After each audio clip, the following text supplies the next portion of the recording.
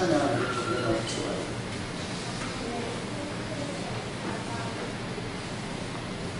오늘 이 본문을 잡으면서 소라포시의 거기가 엄청 멋집니다.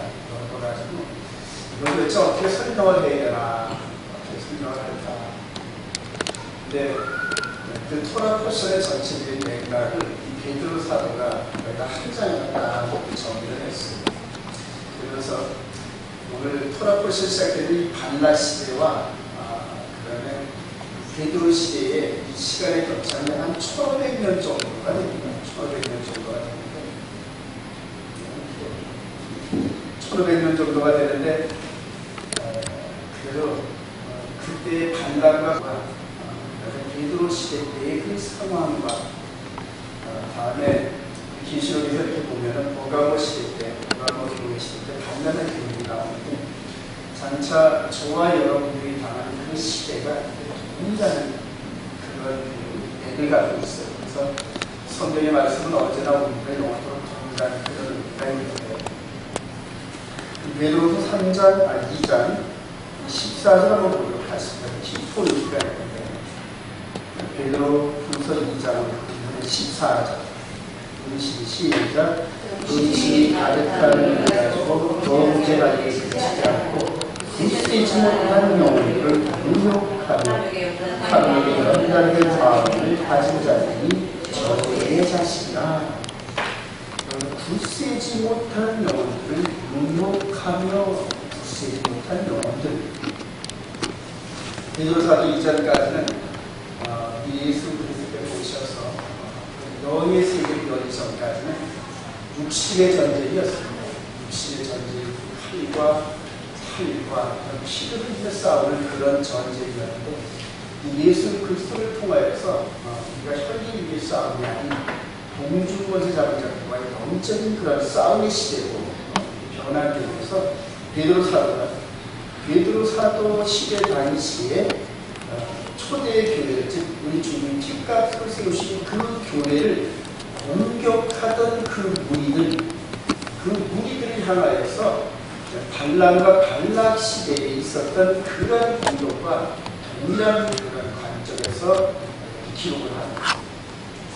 자, 여태까지는 저와 여러분들이 이 신약 서신서에서 이단들 그러면은 대개 보면은 이방인들 관점에 헬라 철학 사상 이런 것들이 들어와가지고 그렇게 해서 이단들이 됐다 이렇게 생각을 했었는데 이제 12 관점이 열리고 나서 그리고 마지막 시대가 접어들면서 저와 여러분들이 공부했던 생각들 이런 것들이 수정될 필요가 있습니다. 수정될 필요가 있는데 초대교회 당시에 바울 사도나 베드로 사도가 교회를 세우고 영적인 전도를 다닐 때 그때 가장 극렬하게 반대하고 대적하였던 세력들이 바로 유대인이었습니다. 그래서 우리 베드로후서 2장에서 이 베드로 사도가 지적하던 그 사람들, 대적 세력들이 헬라적 관점에서 초대교회 안에 들어왔던 그런 무리들이 아니라 기존에 있었던 유대인들 무리들 가운데서 예수를 영접하고 이 초대교회 안에 들어왔던 그런 사람들 중에서 이 영혼들을 무너뜨리고 사냥하는 그런 관점들을 발견하게 됩니다.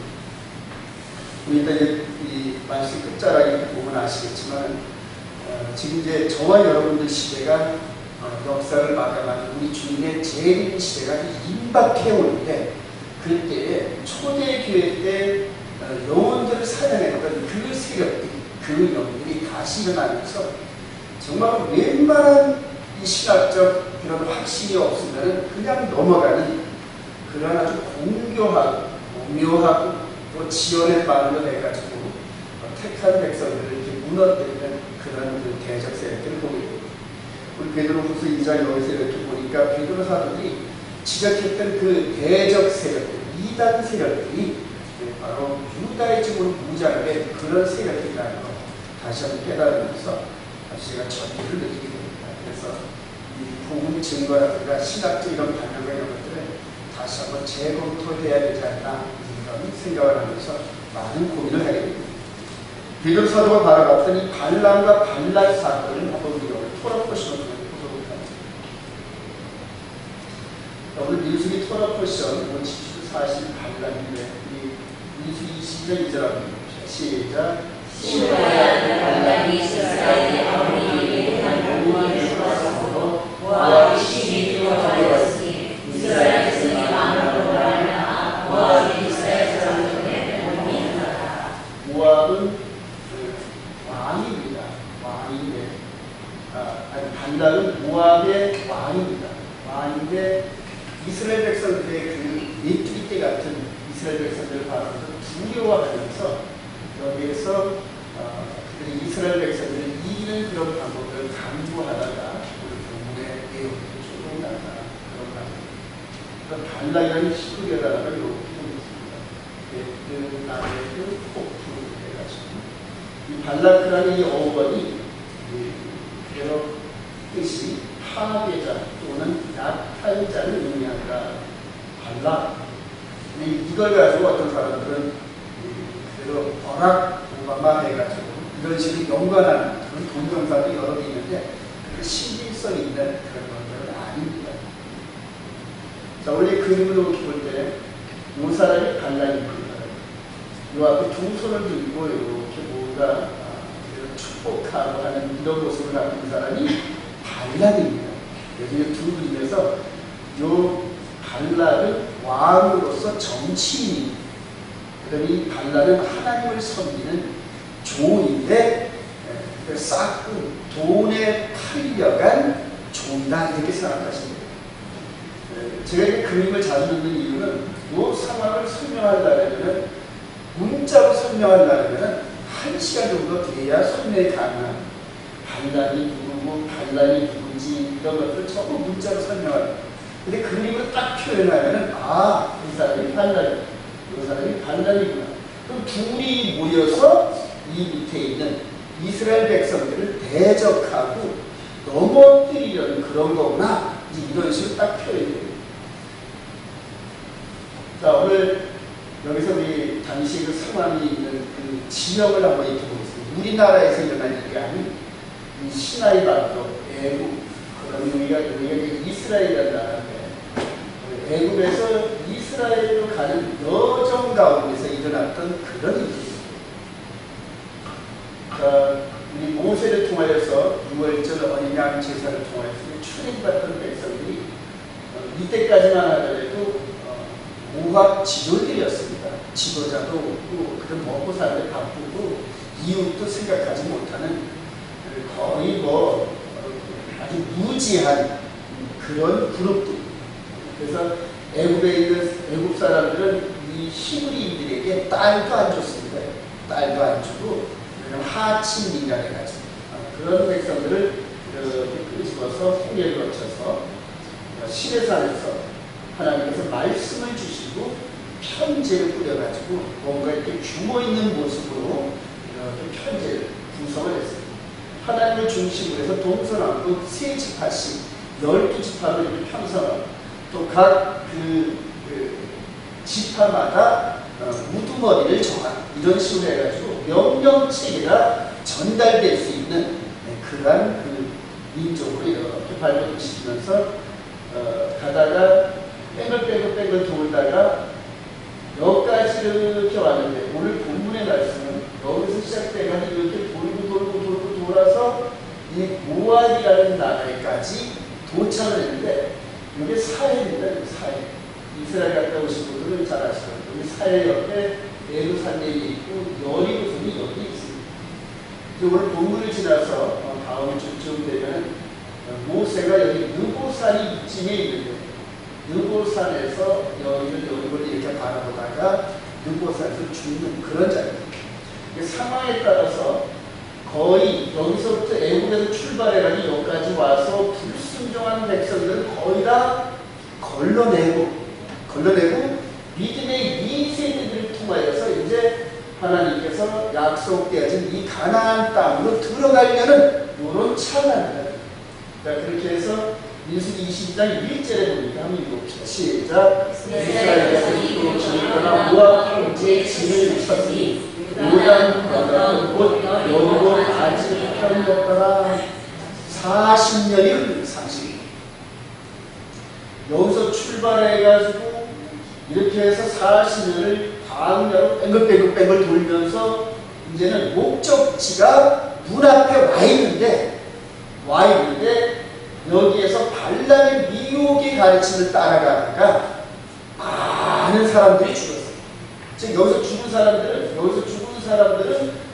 여기서만 이겨냈으면 목적지인 가나안 땅에 들어갈 수가 있었는데 들어가지 못하고 바로 입구에서 이 발람의 미혹에 빠져가지고 전부 다 죽는 그런 그 안타까운 현상이 벌어졌어요. 저는 이 말씀을 계속 묵상을 하면서 어떤 장면이 생각나는데 한번 볼까요?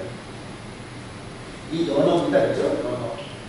연어가 이렇게 자기가 떠나왔던 그 깨끗한 물을 찾아서 이렇게 3, 4년 동안 넓은 바다를 지나고 그게 살이 쪄가지고 알을 낳기 위해서 자기가 낳던 곳으로 돌아가는데 여기에서 이렇게 폭포수위를 치고 올라가는 이 연어들을 요 위에서 곰들이 어서오세요 하고 기다리는 이런 장면. 여기만 지나가면은 그대로 자기가 태어난 그런 곳으로 올라갈 수 있는데 지금 이렇게 광야 40년 동안 그 힘든 여정을 거치면서 여기까지 왔는데 이 두 사람들 때문에 그대로 미혹돼서 넘어지는 이런 장면들 이걸 보면서 이런 안타까운 마음을 갖게 됩니다. 저와 여러분들이 이런 신앙 여정 속에서 이렇게 연어와 같은 고향을 찾는 그런 과정이다 이렇게 비유도 할 수가 있습니다. 자, 이제 발람 얘기 좀 한번 해볼까요? 싹군 발람과 마라는 당나귀. 우리 토라 버스를 쭉 연구하다 보면 당나귀를 타고 가다가 그러니까 이게 그대로 발락의 초대를 받고 맨 처음에는 거절했다가 하여튼 그 보낸 돈과 부귀영화가 탐이 나가지고 평사에 자가용같이 타고 다니던 나귀를 타고 가는데 이 포도밭 단겨 사이에서 이 나귀는 여호와의 사자를 보는데 돈에 눈이 어두운 발람은 여호와의 사자를 못 보는 겁니다. 자, 우리 한 22절 28절 한번 해볼게요. 시작. 여호와께서 나에게 이르시니 나를 이르되 내가 당신의 이곳에 나를 같이 세우시되 그러나 나는 나에게 말을 일어나는 거역하기 때문에 내 손에 가져간 것을 주었으리라. 나가 반면에 이르되 나는 당신이 하기까지 당신의 슬픔을 하는 바니라. 내가 어디 당신에게 사랑을 하셨으나 그가 나에 없습니다. 토라포스를 읽어보신 분들은 이 내용들을 정말 이렇게 아실 겁니다. 아시는데 당나귀가 입을 열어서 충고를 할 정도로 여호와를 섬기는 선지자 발람이 눈이 멀고 귀가 멀고 근데 이것이 지금부터 3,500년 전에 발람의 얘기가 아닌데 지금 우리들의 이야기예요. 우리들이 조금 이따 이제 보시면 아시겠지만 온 세상이 이게 발람처럼 전부 돈과 그 다음에 이성과 이 명예와 이런 거에 눈이 멀어가지고 하나님께서 여호와의 사자가 주시는 메시지는 전혀 듣지 못하는 그런 세상이 되어버렸어요. 이제 그런 세상을 저와 여러분들이 헤쳐나가야 되는데 연어처럼 피해서 맨 마지막 목적지까지 가야 되는데 확실히 가야 될 줄로 확신합니다. 자, 발락이 모아방 발락이 발람을 초청을 해가지고 발람이 평상시에 하는 대로 여호와께 제사 지내는 제단을 차린 장면. 정말 이렇게 차린 장면. 우리 민수 23절 27절부터 시작. 발락이 발람에게 보이려가 너를 바른 곳으로 인도하니 네가 전사하여 저주하들 하나님 혹시 좋아하시다. 발락이 발람이 인도하여 아미나라 내다보이는 돌산에게 이르니 발람이 발락에게 나를 위하여 미국 제를 쌓았고 거기 수송하지 못하니라 신랑 이름을 주의하소서. 발락이 말하여 각 제단에 여호와의 제단에서 드려지는 제물은 하나님께 연락하시지만 그러나 이 발락과 모압 왕은 이때 벌써 그대로 바알 신을 섬기는 섬기는 그런 나라였어요. 그러니까 바알 신 섬기는 그곳에 가서 이렇게 여호와의 제단을 하시고 이렇게 쌓아놨는데 하나님이 연락하지 않으신 거예요. 자, 이렇게 해서 하나님께서 그대로 이 발람의 입을 막아가지고 그대로 저주하는 입술을 막고 나름대로 정신이 번쩍 들게 해가지고 이 안에 있는 이 아래의 모압 평야에 있는 이스라엘 백성들을 바라보면서 발람이 한 말이 있습니다. 이스라엘 15절 시작. 여호와의 일을 구하는 발람이 많아 눈을 감았던 자로 하나님의 말씀을 듣자 지지 못하는 지시라 적는 자와 자 엎드린 그 자라 내가 불구하고 이때 일하며 내가 바라보고 가까운 자리가 한 별이 야고에서 나와 하나님과 이스라엘에서 일어나서 미치고 시의 자식들 다 멸하노라. 발람이 제정신이 들면서 한 이 말이 약 1500년 후에 저희들이 잘 알다시피 메시아의 탄생을 알던 이 별들, 자, 이 사람들은 이방의 학자들이었습니다.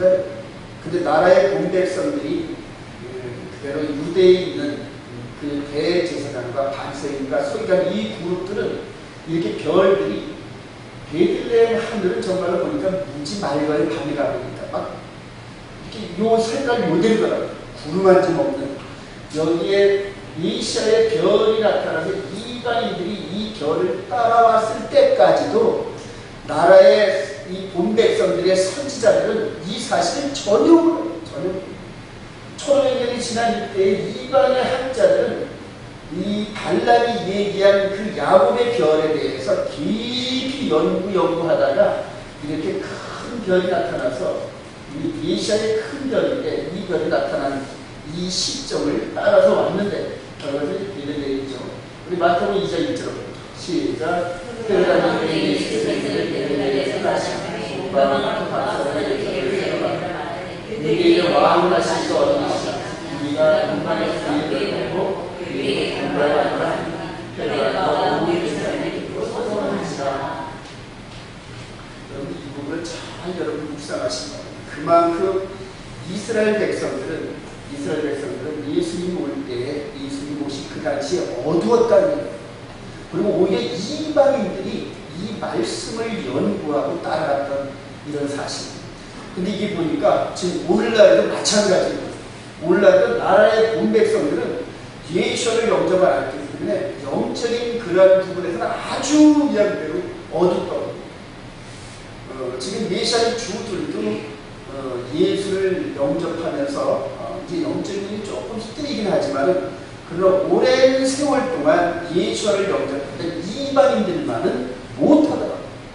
근데 오늘날 이렇게 보면은 이 메시아의 주들이 얘기하면 무조건 따라가려는, 그러니까 이 신학적 사대 사상에 의해서 아이고 이 유대인들이 말하는 건 우리들보다 훨씬 낫겠지 이렇게 맹목적으로 따라가는 그런 그 신학자들이 있더라고요. 마지막까지 조심해야 될 이런 부분인데, 자, 결과로 이 발람의 미혹에 넘어가가지고 이스라엘 백성들이 그대로 이 바알과 아세라 여기 신당에 가서 이렇게 넙죽넙죽 절하는 이런 결과를 나타내는데, 이 예수 25절 시작. 이스라엘 시중에 머물던 이 백성이 구하고 은혜에 받으셨다. 그 여자들이 자기 신에게 제사하되 이스라엘 조상처럼 백성이 먹고 그의 신에게 조상으로 이스라엘이 바알로 들어가다 모아서 이스라엘에게 신고하십니다. 여기서 여러분들 이 과정들을 잘 이용하시기 바랍니다. 즉, 이 마귀가 백성들을 미혹하는 방법인데, 이거는 이 에덴 동산이나 지금 현재랑 똑같습니다. 자, 이게 바로 우리 출애굽을 할 때 이 성막을 중심으로 해서 이스라엘 백성들이 진을 친 겁니다. 이게 바로 이스라엘의 회중인데, 이 안에 있는 하나님 나라의 이 임재의 산지인 이 성막, 이 지성소 안에 두 돌판에 법궤가 있고, 이 법궤를 중심으로 이스라엘 백성들이 똘똘 뭉쳐 있을 때는 마귀가 절대 침투를 못합니다. 그러니까 마귀가 어떻게 할까요? 이 법을 중심으로, 즉 하나님의 법을 중심으로 똘똘 뭉쳐있는 이 진을 깨트리는 겁니다. 즉 이 진에서 여기 있는 백성들을, 이 안에 있는 백성들을 밖으로 인도하는 거예요. 밖으로 미혹을 하는 거예요.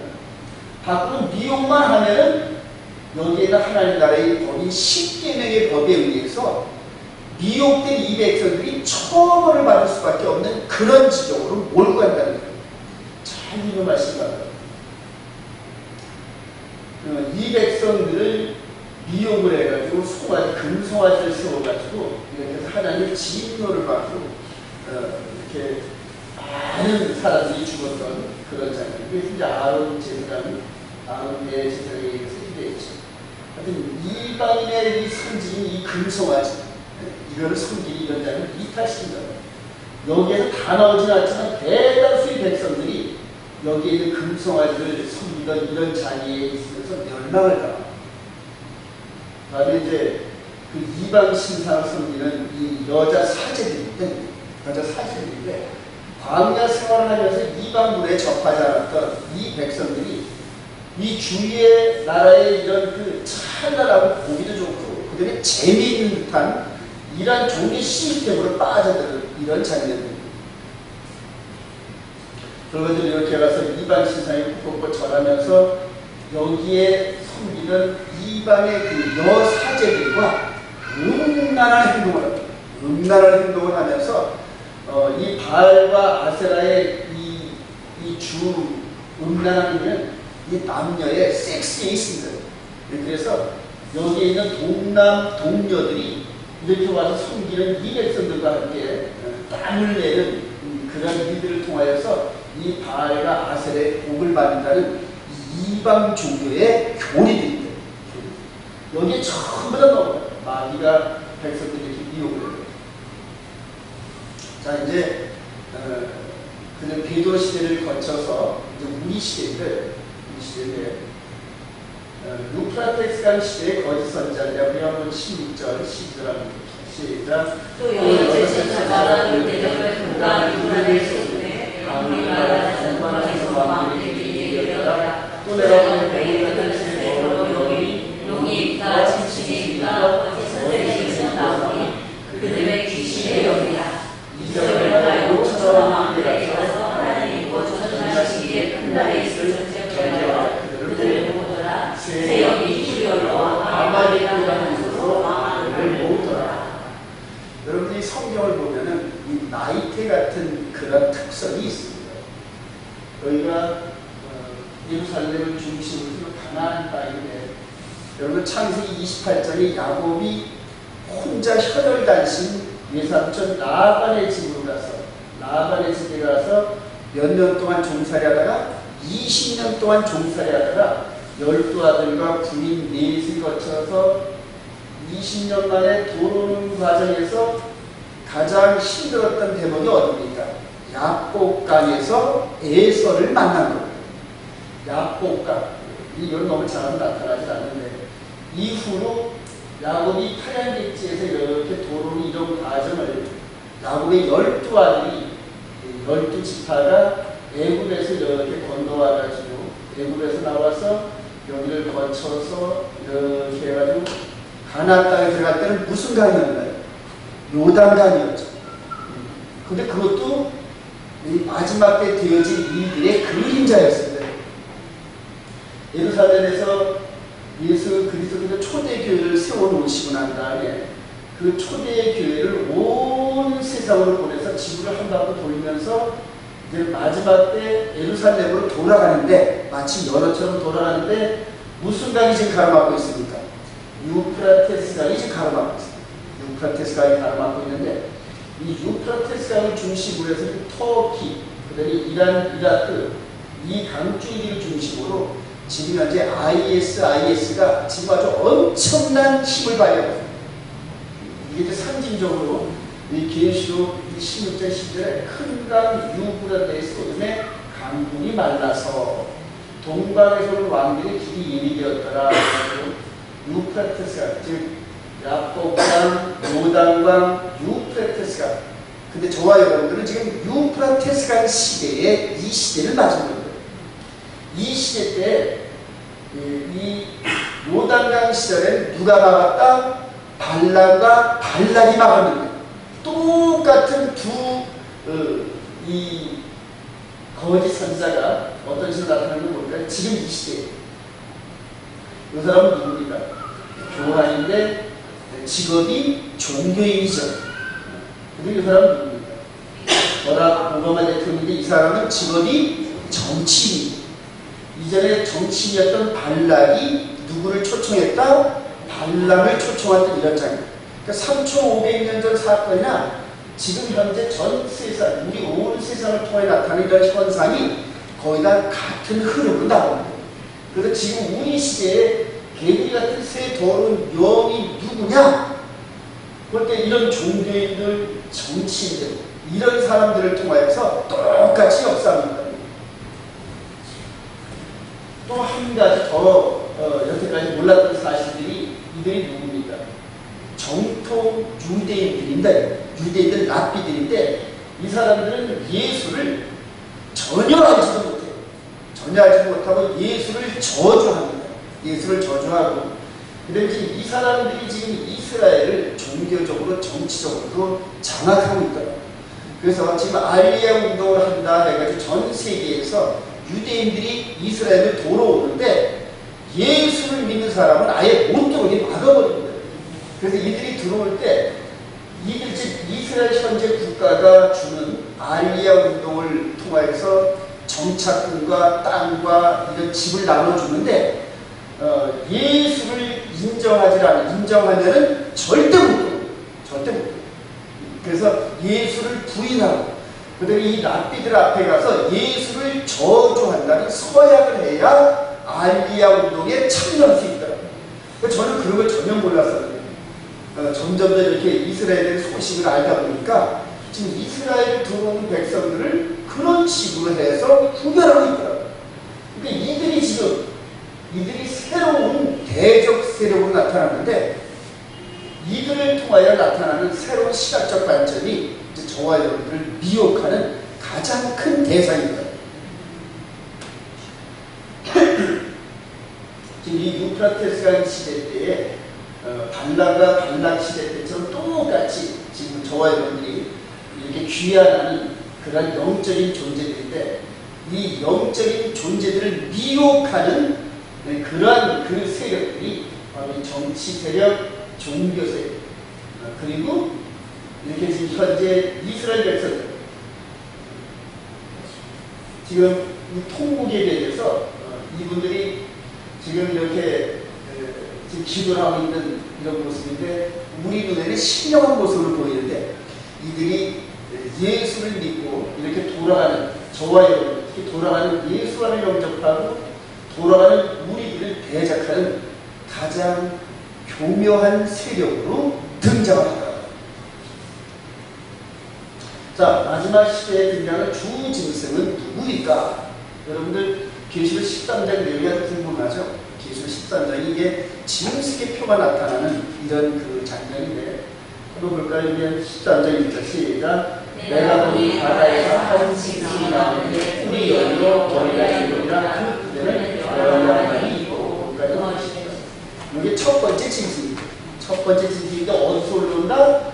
바다에서 올라오는데 그 뿔에는 열 왕관이 있고 다음에 시작 내가 보매 또 다른 짐승이 땅에서 오르는 어린 양같이 뿔이 있고 용처럼 말하더라. 이 짐승이 666 이마와 손에 표를 하는 이런 장면으로 나옵니다.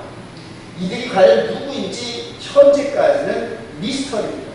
그러나 추측을 해볼 수가 있어요. 자, 이게 지금부터 2000년 전에 요한 사도를 통해서 기록되어진 말씀인데 요한 사도가 두 짐승을 보면서 바다에서 한 짐승이 올라온다, 땅에서 올라온다. 근데 바다에서 올라오는 그 머리에는 열 왕관이 있고, 그 다음에 땅에서 올라오는 또 다른 짐승은 어린 양같이 두 뿔이 있고, 특성이 있습니다. 특성이.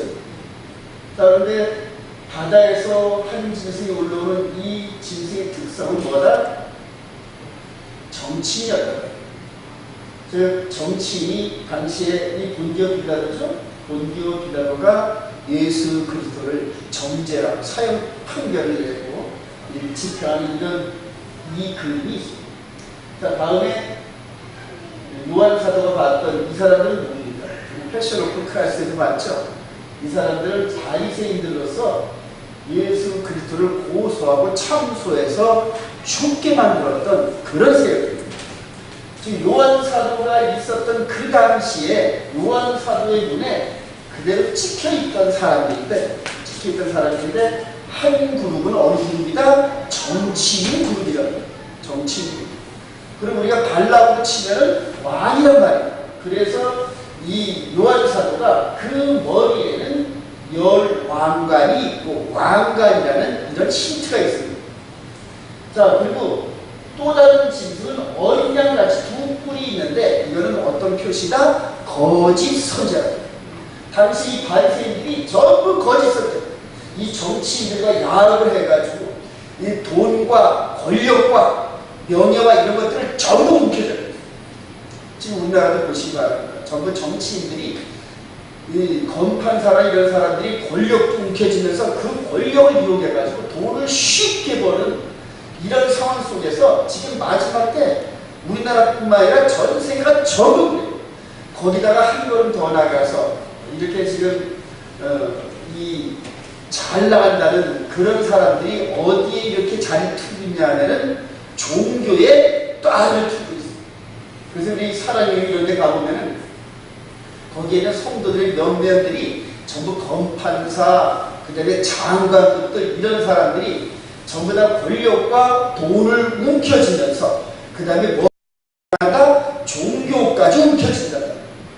그래서 종교와 정치가 연합하고 그 다음에 돈이 연합을 해버리면 이상한 괴물이 나옵니다. 자, 당시에 이 사람들이 이 성전을 중심으로 해서 정치 세력, 종교 세력을 전부 장악하고 이러면서 한 통속에서 누구를 심판했다? 예수 그리스도를 정죄하고 죽였던 세력입니다. 근데 이런 사건들이 그들의 역사의 편행선으로 쭉 나오면서 어디까지? 우리 시대까지, 마지막 시대까지 시작된단 말이에요. 이런 세력이 지금 우리 요한사도 당시보다 1500년 전에 발람과 발락이었다. 이 사람이 이 본디오 빌라도가 발락 역할을 했다 그러면은 이 사람들은 누구 역할을 했다? 발람 선지자 역할을 했다. 그러니까 역사가 편선이 그대로 돼요. 그러니까 지금 앞으로 진수의 표 사건이 어떻게 나타난다? 전부 이런 사건들과 동일하게 나타난다. 자, 마지막 시대에 단단히 소개드립니다. 지금 우리들 눈앞에 나타나는 사람들. 지금 이 종교와 정치가 야합을 합니다. 그리고 이 종교와 정치가 야합한 이 힘으로 구심점을 이루면서 개신교의 이 대표적인 사람들과 천주교의 이 추기교 이런 사람들이 일체의 기도해가지고 그리스도가 하나가 되는, 그리스도인들이 하나가 되는 이런 것들. 그래서 가운데 교황을 모셔놓고 별의별 종교인들이 전부 다 하나가 되는 이런 모습으로 지금 연합이 되어져 있는데 이것이 아까 그대로 이 유프라테스 강 시대 때에 용의 입술과 그 다음에 짐승과 거짓 선자들이 모으더라 지금 이들이 지금 계속 이렇게 해서 모으고 있는데 이들이 거룩하고 깨끗한 하나님의 법으로 모여지는 것이 아니라 전부 정치 권력과 종교 권력과 그 다음에 돈의 힘으로 전부 다 야합을 하고 있다는 말이에요. 야합을 하고 있다. 근데 이것들이 겉으로 볼 때는 굉장한 파워를 내고 있는 것 같아요. 전부 껍데기란 말이에요. 그리고 대단한 사람들이 이 안에 들어가기를 원하고 있는 거예요. 이 안에 들어가야 잘 되는 거. 그래서 수지가 여기는 신지 목사님은 그냥 그들 교회가 엄청나게 갑자기 부흥하면서 그냥 여기저기 감투를 쓰기 시작하는데 그냥 정치 권력에도 들어가요. 그들의 경제 권력에도 들어가요. 그리고 나서 우리 목사님이 신경하고 그 다음에 굉장히 영향력이 있는 분이야. 그러면서 많은 사람들이 모여들면서 몇천 명, 몇만 명이 예배를 드리는데 그 안에서 무슨 영성이 나오고 있어요. 무슨 영성. 말씀을 들어보면 전부 다 시작거리면서 세상 얘기하고 돈 버는 얘기하고 출세하는 그런 얘기들은 가득 차 있는데 거기에 무슨 영적인 거룩함이 있겠냐고. 전부 그런 식으로 있다가 정말 하나 되는 그런 과정에서 나중에 누구를 대적한다? 그리스도를 대적한다. 두 짐승의 미혹을 이기는 자는 이제 이게 키포인트입니다. 키포인트. 이기는 자는 어디다? 우리 계시록 12장 14절 이하에 쭉 볼 때 17절부터 한번 해보죠. 시작. 용이 여자에게 분노하였다. 그 여자의 남은 자서 곧 하나님의 계명을 지키며 예수의 증거를 가진 자와 더불어 싸우고 바다 모래에 섰다. 이게 이제 마지막 때 이렇게 되어져 온 과정을 영적으로 보여준 장면입니다. 아까 이런 상황들 속에서 용과 거짓 선자들의 세력들이 지금 하나님의 여자의, 즉 예수 그리스도의 여자의 남은 자손들, 거룩하고 깨끗한 심령을 가지고 하나님의 법대로 살고자 하는, 하나님의 계명을 지키며 예수의 증거를 가진 자들을 핍박하고 죽이려 그렇게 바다 모래 위에 서 있다 해서 바다 모래는 이건 많은 군중들을 얘기합니다. 자, 우리 계시록 14장 9절 만 시작. 마귀의 인생의 짐승과 그의 인상을 경배하고 이마야 손에 표를 받으면 그도 하나님의 진노의 포도주를 마시니 그 진노의 수 없이 구하나 거룩한 신들과 언양 앞에서 불과 유광으로 고난을 받으니 이게 경고입니다. 경고입니다. 짐승의 표를 받으면은 이런 식으로 영원토록 고통당하는 그런 벌에 처해진다. 이게 경고를 하고 있는데 우리 성도들이 시작. 성도들이 내가 여기 있다니 그들은 하나님의 계명과 예수에 대한 믿음이 지키는 자다.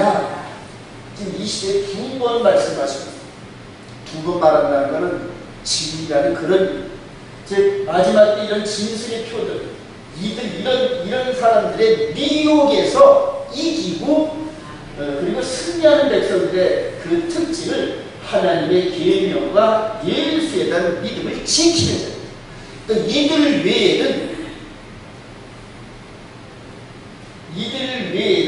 이들 그룹에 속해 있는 모든 자들이 다 짐승의 표사꾼으로 전부 빨려들어요. 저는 요즘에 이런 부분에서 영적으로 이 세상이 이렇게 보여지면서 막 마음이 지금 막 그냥 막 무너지는 것 같아요. 이들은 그런 대로 그들이 이길 수가 있어요. 왜냐하면 이들은 지금 로마 카톨릭에 의해서 그들 네 번째 계명인 안식일을 주의를 바꿔가지고 이제 조금만 더 깨어서 말씀을 사모하고 훈련받은 사람들은 이 사람들이 적그리스도 그룹 안에 있는 대관 그룹이구나 이걸 금방 깨닫습니다. 그리고 앞으로 이제 저와 여러분들이 이 나팔을 통하여서 많은 사람들이 여기서 돌아올 겁니다. 왜냐하면 안식일을 순종하면서 돌아올 수밖에 없는 그런 집으로 오는데 가장 미혹 세력이 또 기다리고 있다. 가장 미혹 세력. 하나님의 계명과 예수에 대한 믿음을 지키는 자. 저와 여러분들이 예수에 대한 믿음을 잘 지키는데 여태까지 하나님의 계명에 대해서는 무지했어요. 근데 이 하나님의 계명이 우리 마음판에 기록됐다는 사실을 깨달으면서 지금 이 마음 안에 십계명이 역사하는 사실을 이제 깨닫기 시작합니다. 이 마음 안에서 십계명이 기록되어져 가지고 우리 마음으로까지도 하나님의 거룩한 말씀을 순종하는 것이 바로 하나님의 계명과 예수를 믿는 증거를 가진 자들로 이게 판명이 되었습니다. 앞으로 이렇게 마음 안에서 하나님의 계명과 예수와의 보혈의 피를 의지하는 백성들이 아니면 전부 다가 이 마귀 세력에 의해서 미혹돼서 전부 넘어집니다.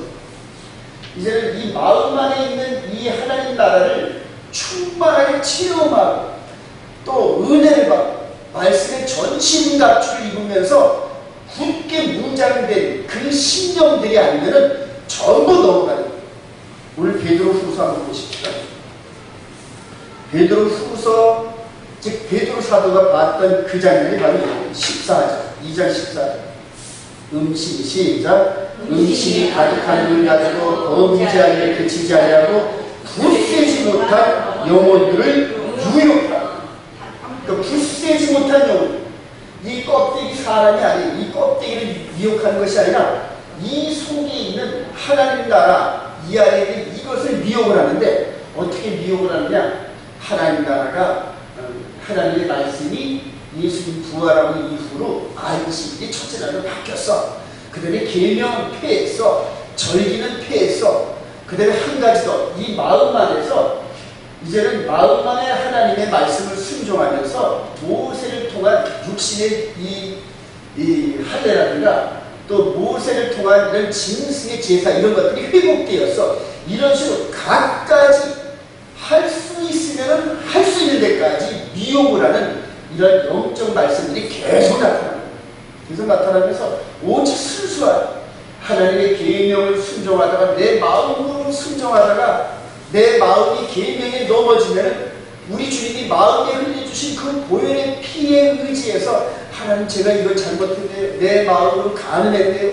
내 마음으로 이런 부분에서 도둑질했네요. 내 마음으로 거짓말했네요. 내 마음으로 하나님의 법을 어겼네요. 이런 식으로 통에 자극하면서 그리스도의 보혈을 의지해서 거듭나는 체험들, 할렐루야, 이렇게는 계속 한 신령들이 아니면 전부 미혹되는 시대가 다가옵니다. 그럼 볼까요? 지금 마지막 때 이제 아까 그림만 보여주셨지만 우리가 연어처럼 마지막 이 한 바퀴를 2000년 동안 뺑 돌아서 이 유프라테스강을 건너서 예루살렘을 향하여 지금 마음이 달려갑니다. 지금 마음이 계속 우리의 영적 고향이 어디였다? 예루살렘이었구나.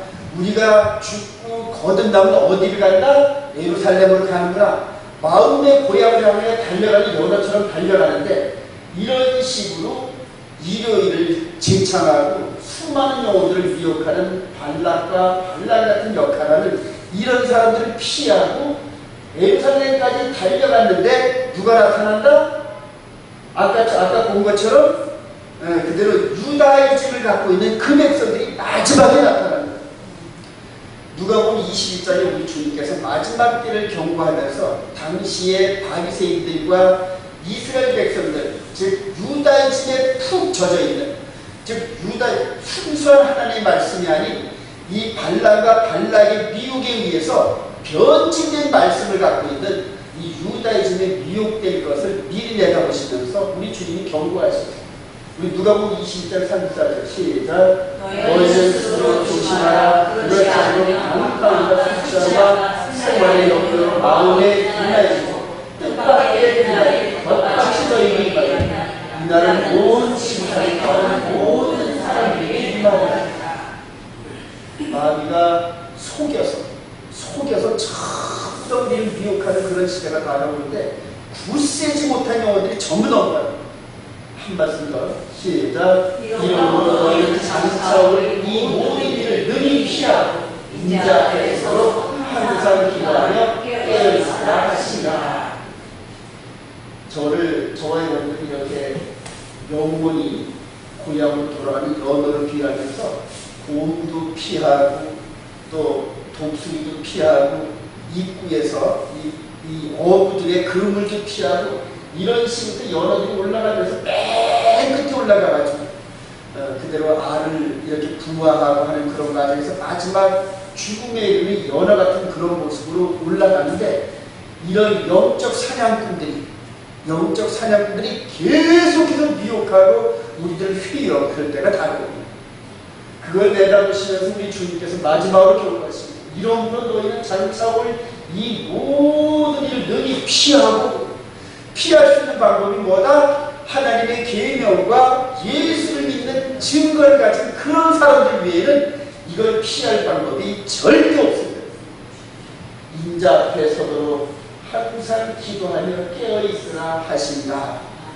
이와 같이 깨어있는 저와 여러분 되시고 주님의 이름으로 축원드립니다.